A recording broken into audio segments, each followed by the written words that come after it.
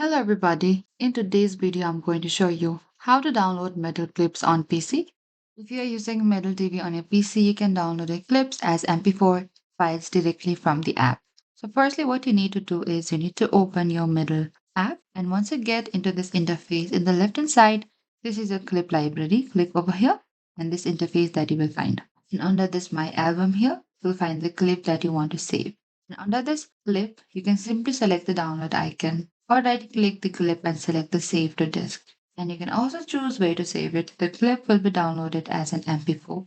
And clips downloaded from the desktop app or from a Metal link are exported as MP4 files without a watermark by default. After that, you can also export the clip as an MP4 video file that you can watch, edit, or upload elsewhere.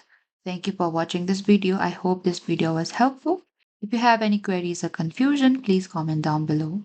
And we will reach out to you very soon.